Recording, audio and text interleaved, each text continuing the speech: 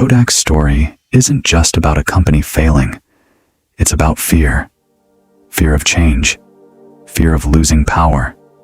Fear of destroying a business that once ruled the world. And in the end, that fear destroyed Kodak anyway.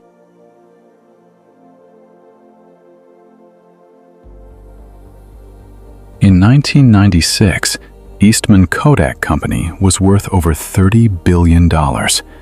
It employed more than 140,000 people. Almost every photo on Earth went through Kodak. Birthdays, weddings, family vacations, first kisses, last memories. Kodak wasn't just a company, it was photography. Then, just 16 years later, Kodak filed for bankruptcy. Not because people stopped taking pictures, but because they started taking more pictures than ever before. And Kodak missed the future. The craziest part? Kodak actually invented it. The year was 1888. A man named George Eastman had a simple idea. What if photography became easy? Before Kodak, taking photos was complicated. Heavy equipment, glass plates, chemicals, hours of work.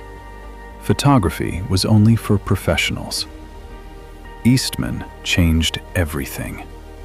He created a small camera, simple, portable, affordable. And with it came a slogan that changed history. You press the button, we do the rest. America loved it. Then the world loved it. Kodak became unstoppable. By the 1900s, Kodak cameras were everywhere. Families trusted Kodak with their memories, and memories are emotional. That made Kodak powerful, very powerful. By the 1970s, Kodak controlled nearly 90% of film sales in America. Think about that. 9 out of 10 rolls of film came from Kodak. The company printed billions of photos every year. Its yellow boxes became iconic. Entire generations grew up seeing Kodak moments. And every time someone clicked a photo, Kodak made money. Not just from cameras, but from film development, photo printing. Kodak built an empire around one thing: physical photography. And that empire made billions, year after year. Kodak executives believed they were untouchable. They thought photography would always need film. They thought the future would look exactly like the past. That was their biggest mistake. In 1975, a young Kodak engineer named Stephen Sasson walked into work with an invention. It looked strange. Wires everywhere, a giant lens, a cassette recorder attached to the side. It weighed almost 8 pounds. But this machine would change the world forever. It was the first digital camera. No film, no printing, just electronic images. The first digital photo took 23 seconds to record. The image quality was terrible. But Sasson understood something terrifying. This technology would eventually kill film. And film was Kodak's entire business. When Sasson showed the invention to Kodak executives, the reaction was cold. They weren't excited, they were nervous. One executive reportedly asked, "But why would anyone ever want to look at photos on a screen?" Kodak had just seen the future, and they looked away. Fear of losing the film business. Kodak faced a dangerous truth. Digital photography was coming. But if digital won, Kodak's film empire would die. Every roll of film, every photo lab, every print shop, gone. So Kodak hesitated, again and again. Instead of leading the digital revolution, they tried protecting the past. Executives feared digital cameras would destroy profits. And they were right. But what they failed to understand was simple. if they didn't destroy their old business, someone else would. And someone else did. While Kodak moved slowly, the world moved fast. Very fast. Competitors take over. In the 1980s and 1990s, Japanese companies started taking over photography. Canon, Sony, Nikon. They embraced digital technology aggressively. Kodak didn't. Even worse, Kodak still believed film would survive forever. But consumers were changing. People wanted instant photos. No waiting. No film rolls. No photo stores. Then came the internet. Then email. Then smartphones. And suddenly, digital photography exploded.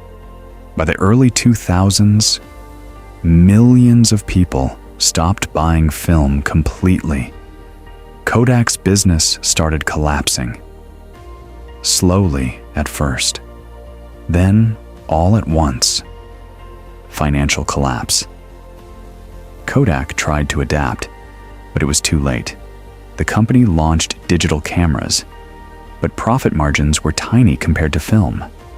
Kodak had spent decades building factories for film production. Now those factories were becoming useless. Employees lost jobs. Factories shut down. Stock prices crashed. The company burned through billions of dollars trying to survive. And every year, the digital world moved faster. Then came another disaster, the smartphone. Why carry a camera when your phone could do everything? Companies like Apple completely changed photography forever. Now every person carried a digital camera in their pocket. Kodak never recovered. Anai. Bankruptcy. In January 2012, the impossible happened. Kodak filed for Chapter 11 bankruptcy. A company that once dominated global photography was broken. Thousands of employees were gone. Investors lost fortunes. An American icon collapsed under the weight of its own fear. And the most tragic part?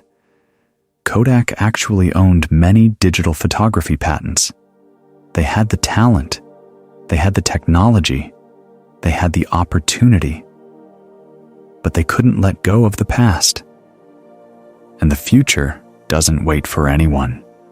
Final lesson. Kodak's story is not really about cameras. It's about human nature. Because people do this too.